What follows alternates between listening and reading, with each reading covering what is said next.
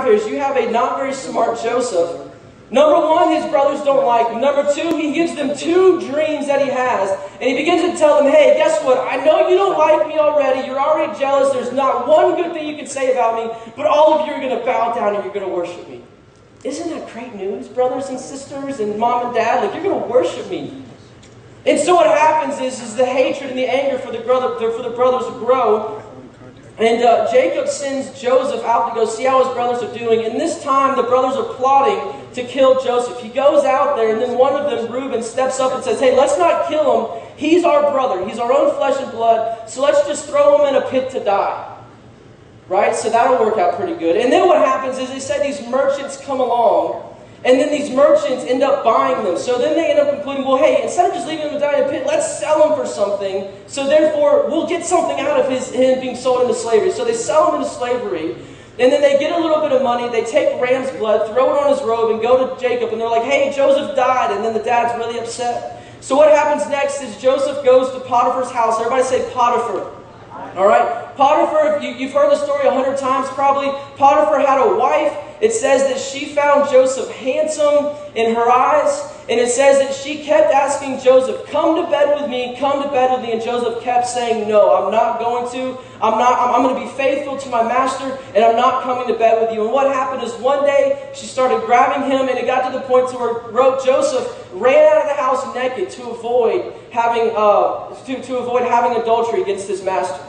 Well, her being the great woman that she was, she went to Potiphar and said, hey, just so you know, your servant Joseph tried to rape me. So you might want to do something about that. So what's the next step? Is they throw Joseph in jail. When Joseph is in jail, it says that he found favor in the eyes of the warden, and he was put over all these things. And one thing that Joseph was good at is he was good at interpreting dreams. So what that means is if you had a dream, you would tell Joseph and you'd be like, this is what it means. There's a cupbearer in the jail, okay? Does anybody know what a cupbearer is? Okay, that's good that you don't know. Okay, a cupbearer's job, all right, is they had kings, they had pharaohs, they had people of high authority there. What a cupbearer would do is a cupbearer would take the water or the wine or the food that the king or the pharaoh was going to eat, and he would taste it before the pharaoh or the king did.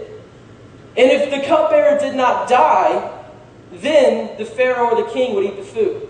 So I don't know about you, but I really would not like the job of a cupbearer too much because you don't know when you're going to die. You're like, all right, I'm drinking some wine here. This could be my last sip. So what happens is he finds this cupbearer in jail. Now, if I think in myself, well, he's in jail for a reason, so he's probably not the greatest of all cupbearers. But he's in jail, and he has this dream, and Joseph interprets it, and then he tells the cupbearer, hey, don't forget about me when you leave, because the cupbearer left.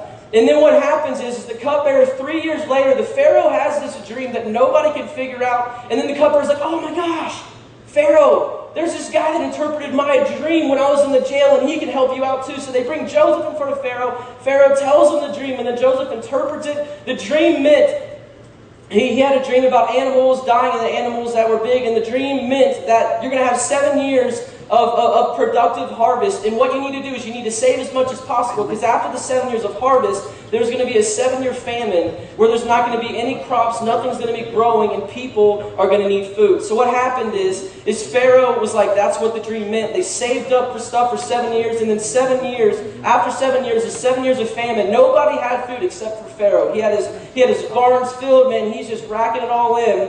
And by this time, Joseph is helping out Pharaoh. He's second in command over all of Egypt. And guess who comes along the scene a while later? It's Joseph and his family. And they come down, and here you go. Here's what happens, is Joseph he got sold into slavery, and then he got accused of rape, and then he's in jail, and now he's second in command over Egypt, and here comes his brothers, and here comes his mother and father. And they end up bowing down, asking him for food because he was second in command. And then he brought them in, and it's a happy story from there. Some other things happened, but that's the basis of it. And what I want to talk to you about tonight is your dream. That thing that is in your heart, that, man, you know that you could change the world if you really did everything that you knew you could do. And if you're honest with yourself, not one person in here wants to live a mediocre life. Not one of you in here wants to live a life where someone says, well, what was he known for? And they're like, nobody knows. I don't want to live a life where people are like, well, what was he known for? I don't even know who the guy is. Not one person in here wants to live a life like that, if you were honest with yourself. You want to be known for doing great things. You would love books to be written about you. You would love people to be like, oh my gosh, that person is incredible. And not one of you wants to live a life that's below that. You want to live a life to where people are not idol you, but man, to where people maybe know about you. Or maybe they're not so much knowing about you, but they know the God that you serve. They knew that, man, that guy was used by God, and he did so many incredible things, and he was faithful to God, and he was faithful to his church. And man, that guy is somebody that I want to follow. Not one person in here wants to live a life where nobody knows who you are. We all have something inside of us that is called to greatness, to where, man, we know that we can do more than where we're at. And that's what I want to talk about. 4 quick things. I've got about 10 minutes. 4 quick things to see your dreams fulfilled that we're going to learn from Joseph. The first one, everybody say number 1, is be humbled. How many of you guys would say that Joseph did a pretty bad job at being humble? That would be like me sitting here, and I tell you guys, like, what if I literally told you this on the stage, and I was like, you know what? I'm better than every single one of you guys in here, and I know it for a fact. If you were honest with yourself, you would be inside, you'd be like, I'm going to punch him so hard. I'm going to be playing basketball, and I'm going to get whacked by a Frisbee from Tad right in the face. He hit one of our girls, and she bled a lot last week. But you would be sitting there, and you'd be like, who is this guy to tell me that he's better than me? And that's what Joseph did. He started out, and he was very prideful. Hey, guess what, brothers? I know you hate me, but guess what? You're going to bow down and worship me. And the brothers are like, we're going to kill you. We're going to kill you, son. They're like, you have no idea. We're going to murder you. You know, he had no idea. And then he has another dream. Not only do they hate him so much, he's like, guess what? I have a second dream, man. You guys are moons and stars, and everybody revolves around me. Bow down now. What? He's not setting himself up for a win. And the first thing we see here is in James 4:6, God says that he will resist the proud, and he will give grace to the humble. The first lesson that we learn from Joseph is that dream, that desire, that burning inside your heart that says, man, I want my whole entire school to be saved for Jesus. I want my whole entire family, man. I want to be the best singer, and I want to glorify God with everything I have. I want to be the best athlete, the best writer, the best movie producer, the best whatever. I want to be the best, and I want to tell everybody about my God and how he's helping me do this. If you're not humbled, you're going to go through extra things that aren't necessarily that you would have to go through. Look at Joseph. What would have happened if Joseph maybe just went to his dad? Or what would have happened if Joseph didn't say anything at all?